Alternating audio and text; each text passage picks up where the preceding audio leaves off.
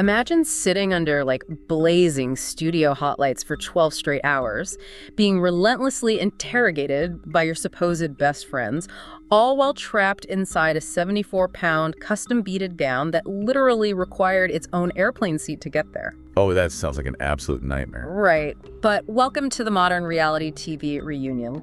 Today, we are unpacking the ultimate summer house romance betrayal that has the internet comparing it to Scandival. Looking at a 74-pound couture gown that stole the show at the RHOBH reunion, dissecting explosive cast shakeups across Well, Married to Medicine and RHOA, and looking at how a domestic incident is halting production for the Mormon Wives. It is a totally packed lineup. We'll cover everything coming up in this audio. Hey, this is Delilah. Hey, this is Fahid. Welcome to Reality TV Audio Podcast, where we break down the latest in reality TV every day. Yeah, and we have to start with this massive viral news that has just completely hijacked the internet. Oh, totally. If you've been online at all, like even for 5 minutes this week, you know about the summer house betrayal. It is everywhere. So, Amanda Batula and West Wilson officially confirmed their relationship on March 31st. Right, and they admitted they were keeping quiet just to, process things privately, which makes sense. It does make sense on a human level, but the backlash they're facing right now is just massive. And it all centers around the perceived betrayals against Ciara Miller and Kyle Cook. Exactly. And what's wild is how the fallout isn't just contained to their immediate friend group, right? It's rippling through the entire Bravo ecosystem. Oh, 100%. Other reality stars are treating this like some major geopolitical event. Like Stassi Schroeder weighed in on her own audio show, and she absolutely did not hold back. Wait, what did she say? She explicitly called Amanda's actions, quote, diabolical and indefensible. Oh, wow. Diabolical is such a strong word. Right. But she went even further. She analyzed Amanda's behavior as this deep-seated need for male attention and validation. Interesting. Did she have, proof of that? Well, she pointed to a very specific past incident where Amanda held Craig Conover's hand as proof of this pattern. And then she directly compared this entire fallout to Scandival. Scandival. I mean, that is the ultimate reality TV comparison right now. It really is. Though, to be fair, she did make a point to plead with her audience to stop the relentless online bullying of Amanda. Yeah, the internet can definitely take things way too far. But then, on the flip side, you have Margaret Josephs from New Jersey. Oh, right. She jumped on the Yacht Mess audio show. Exactly, and she took a completely opposite stance. She is fiercely defending Amanda. Really? What was her argument? Margaret's argument is that Amanda should absolutely not lose her career over, a messy relationship dynamic. She claims West was actually the one who played Ciara all along. So Amanda's just catching the stray bullets, basically. Exactly, but the commentary doesn't stop with the cast members. The host of that show, Amanda Hirsch, threw even more fuel on the fire. Oh, I saw this. She admitted that she recently met West in person, right? Yes. She entirely swooned over his swag and his real-life charm, and now she says she deeply regrets ever telling Ciara, I get it. That just shows how intoxicating that charm can be, even to people who analyze this stuff for a living. Right. And we cannot ignore Carl Radke's completely raw, emotional reaction to all of this. Oh man, Carl. He admitted that dealing with this dynamic is just, quote, hard for him. Yeah, he noted how much he loves Amanda and adores Ciara. It actually gave him a sleepless night. He even voice noted Kyle Cook while crying. Which is so vulnerable. But then, meanwhile, and this is peak reality TV, Kyle had just gone on TMZ while literally holding a bag of dog poop on the street. You cannot make this up. You really can't. And in that TMZ interview, Kyle called Carl a mess. And how did Carl react to that? Well, Carl ended up laughing it off. He admitted he is only, quote, slightly a mess right now. That contrast is just perfect. You have genuine, tearful, emotional pain running exactly parallel to a guy giving an interview holding a bag of dog poop. Totally. But I have to stop you here, because I am genuinely confused by the audience reaction to all of this. How so? Well, I look at the situation and it feels like a classic, messy workplace romance where the collateral damage hits absolutely everyone in the office. Right. It's messy but common. Yeah. But if West is the one who made the promises and strung people along, why is Amanda the main villain here? Like, are we just giving the guys a free pass again? That is a really great question. Is the internet coming down harder on Amanda because we expect the girls' girl code to be absolutely unbreakable, while we subconsciously just give the bros a pass for bad behavior? I mean, you are hitting on a massive psychological double standard there. It drives almost all reality television. Seriously, why are the women always held to a higher standard? Historically, audiences just hold women to this incredibly rigid moral standard when it comes to loyalty. The core alliance that viewers root for is female friendship. Right. We love to see the women supporting each other. Exactly. So when a woman breaks that code, it shatters the fundamental trust of the audience. Men, on the other hand, benefit heavily from the boys will be boys narrative. The boys will be boys excuse. It's so tired. It is, but the audience is absolutely projecting that double standard onto Amanda right now. They are punishing her for the betrayal of the sisterhood while treating West's romantic maneuvering as somewhat expected. Like, it's almost inevitable behavior for him. It is wild to think about how much we project our own friendship expectations onto these casts. Oh, completely. But this massive betrayal among friends isn't just contained to the Hamptons. It really establishes a template for how quickly lifelong loyalties can vanish in an instant. Yeah, that dynamic is completely redrawing the battle lines in New Jersey and Beverly Hills right now. Let's talk about New Jersey. Margaret Josephs officially left the show after season 14. Right. She drew a hard line in the sand. She firmly refused to film any longer with Teresa, Giudice, and Luis. And this was over severe allegations they made regarding Margaret's son, right? Yes.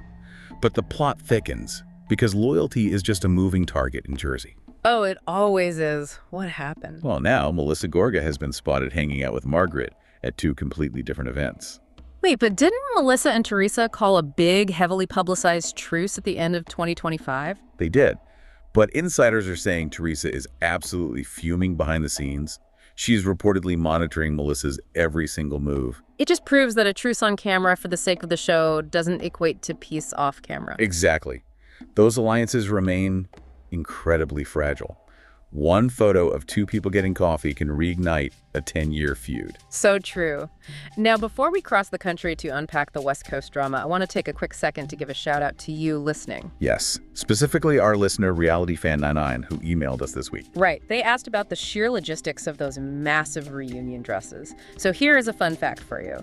The average reality TV reunion taping takes about 12 grueling hours. 12 hours. Just think about that. That means these women are sitting under hot studio lights in these highly architectural, heavily beaded garments for half a day, unable to lean back or even breathe comfortably. It sounds like torture. And keep that agonizing 12-hour time frame in your head as we look at the RHOBH Season 15 reunion looks. Oh, the fashion was intense.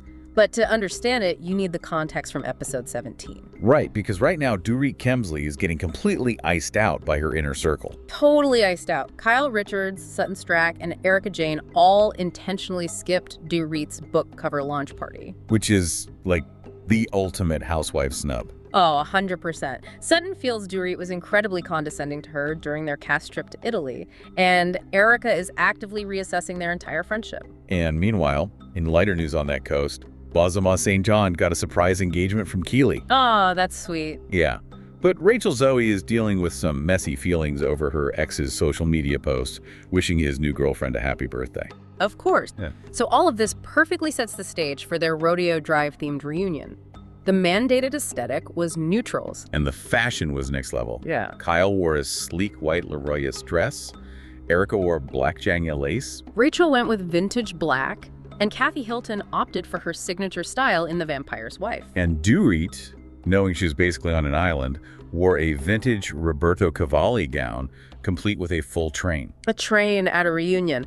But honestly, the true, undeniable showstoppers were Bozoma and Jennifer Tilly. Oh my gosh, yes, listen to this. Bozoma wore a 74-pound custom Mimi Yeboah cocoa gown. It took 6 different beaters weeks to make. 74 pounds, that is heavier than some children. Right. It was so heavy and fragile that it had to be flown by hand in its own dedicated airplane seat all the way from Ghana. That is dedication to the look.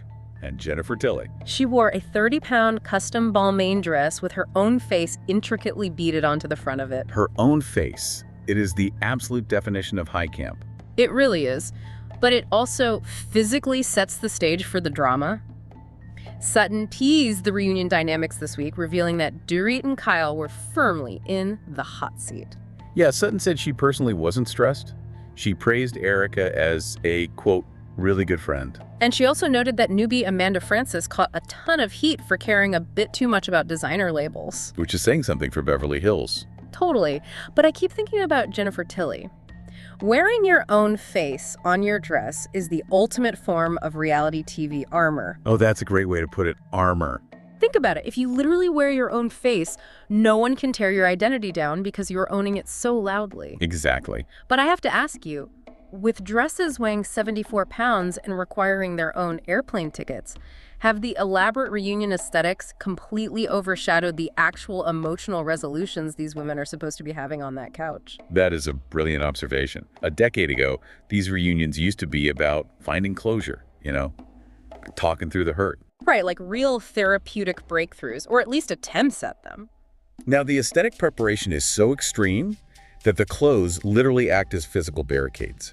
You cannot easily have a vulnerable, emotionally raw breakthrough when you are physically trapped inside 74 pounds of custom Ghanaian beading. You literally can't even slouch. Exactly.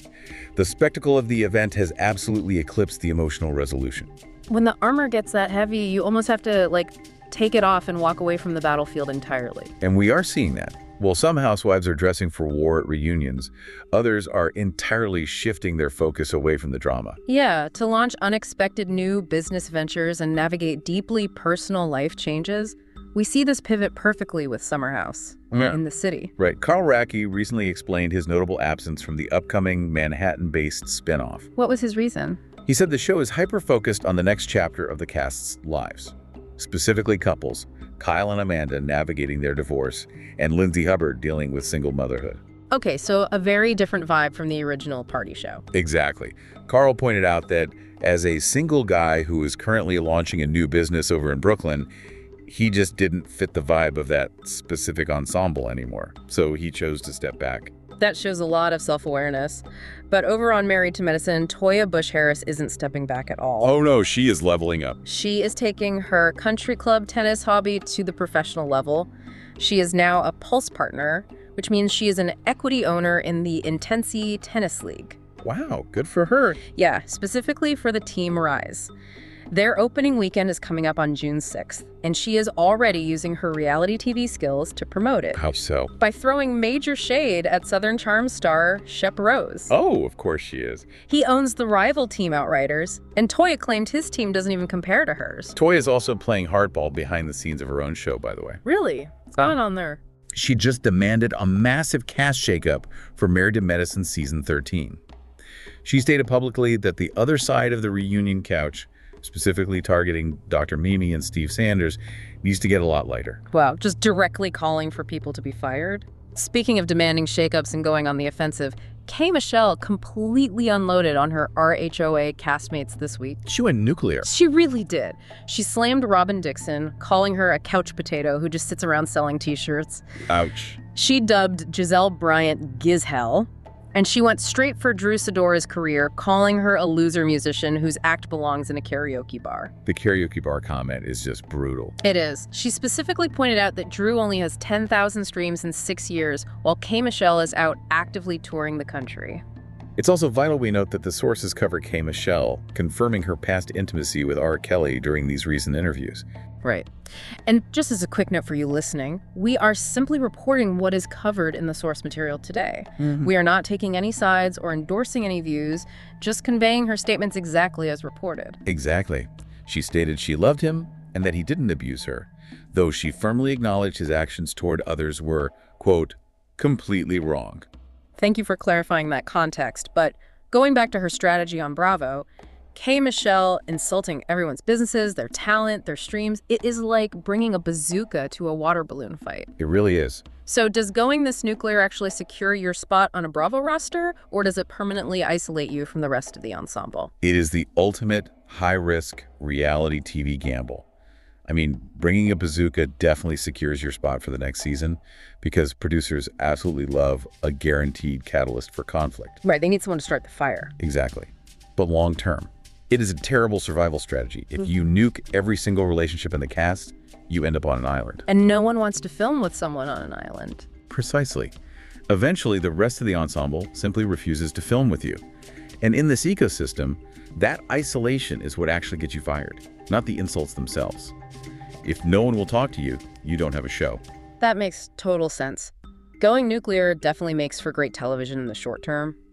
But sometimes the reality behind the scenes becomes so heavy, so raw, and so serious that production has no choice but to drop the cameras entirely. Which brings us to The Secret Lives of Mormon Wives. Production on that show is currently completely halted. Yeah, this is a really serious situation. It is. This is due to an active police investigation and restraining orders stemming from a domestic incident between Taylor Frankie Paul and Dakota Mortensen. And again, just looking impartially at the facts from the source reports regarding these very serious allegations. Right, we are just conveying the information. But the sources claim the cast has somehow resolved their concerns internally. Wait, already? Yeah, and they are actually actively pushing Hulu to resume filming in, quote, a matter of weeks, so their summer plans and the show's momentum aren't ruined. That feels incredibly fast, given the severity of a police investigation. Meanwhile, Whitney Leavitt, who is fresh off Dancing with the Stars with Mark Ballas and is currently heading to Broadway to star in Chicago, hinted she might venture out of the show entirely. I don't blame her. She said her future is being figured out in real time. You are also seeing incredibly raw, uncomfortable realities airing right now on The Valley. Oh, definitely. Kristen Dout and Luke Broderick are openly clashing on camera over intimacy issues following the birth of their baby. It's very intense to watch. Luke is visibly frustrated. He wants to wine and dine Kristen to get their old sex life back. And Kristen pushes back hard, right? She does. She explains she just pushed a baby out of her body and her head simply isn't there yet, though she says she understands his needs. It was highly notable that the other women on the cast fiercely validated Kristen's postpartum exhaustion. It was a very real conversation for a genre usually built on manufactured drama. It really was. Also on The Valley, Zach Wickham and Jasmine Good completely blasted Jax Taylor. Unsurprising, but what did they say this time? Zach claims Jax hasn't changed at all post-rehab and continues to mistreat Brittany Cartwright behind closed doors. And Jasmine revealed Jax bizarrely texted her congratulations on an engagement that she has already had for an entire year. Oh, that just proves how entirely disconnected he is from his actual friends. Totally. And if we look across the pond at Ladies of London Season 4, Episode 7, the tension is just as raw, but it is handled with that classic icy, stiff upper lip. Oh, the polo party. Mise tried to mediate the explosive drama between Margot, Kimi, and Mark Francis at Micah's party. And how did that go? Mark Francis brutally shut the entire mediation down.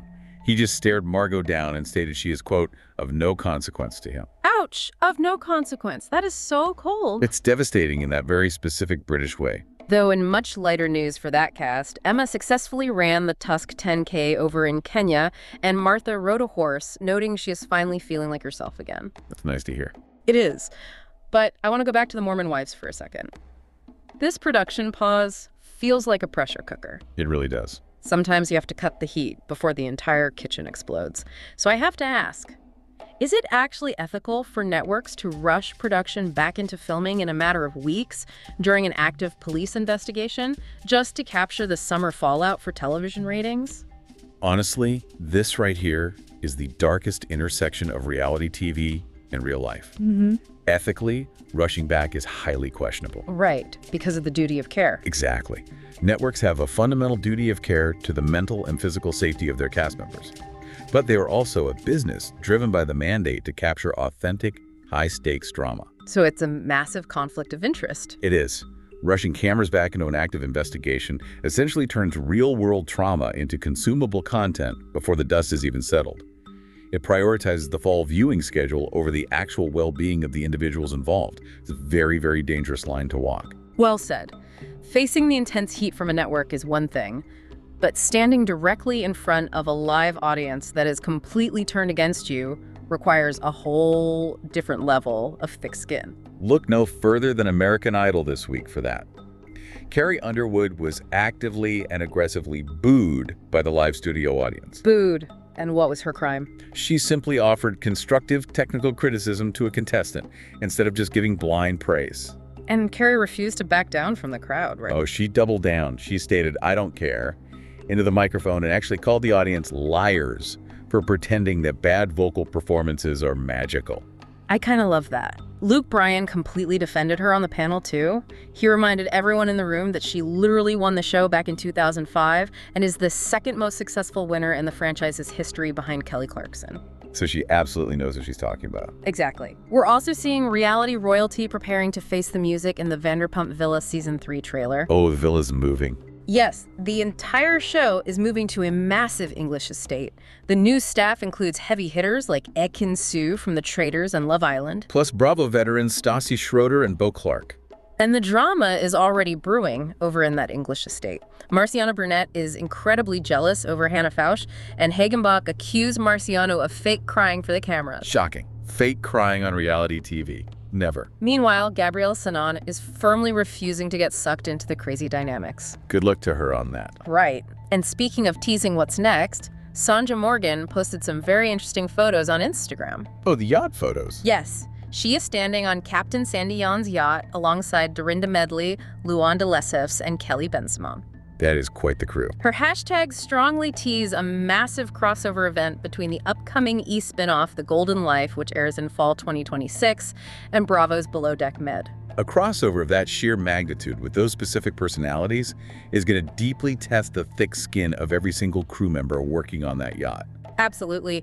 But looking back at Carrie Underwood embracing this, villain or truth teller role against a live audience, it really mirrors the early legacy of Simon Cowell. It really does. People used to tune in just for that. So I have to ask you, do audiences actually want honest judging anymore, or have we been so conditioned by modern reality TV formats to just demand unearned praise and positive vibes? It is a massive cultural pendulum swing. Mm-hmm. For a long time, the mean, brutally honest judge was the primary draw of these shows. Think of early American Idol. Right. Everyone wanted to hear what Simon was going to say. But over the last decade, audiences have heavily gravitated towards supportive, feel-good formats. We have been socially conditioned to view any form of direct criticism as a personal attack rather than valuable coaching. Which is such a shame because constructive criticism is how you grow. Exactly. Carrie is breaking that new mold. Mm. And the visceral audience backlash shows just how deeply uncomfortable we've become with hearing uncomfortable truths. Which brings me to a final thought for you to chew on as we wrap up today's deep dive. Let's hear it. Think about this. If audiences turn on stars for being honest and constructive, like we just saw with Carrie Underwood being booed out of the room, but those exact same audiences aggressively devour toxic, life-ruining betrayals like the Summer House scandal, what does that truly say about our moral compass as viewers? Wow. Are we secretly demanding the exact type of toxic behavior on screen that we claim to hate online? It is the ultimate paradox of the reality TV viewer. Mm-hmm.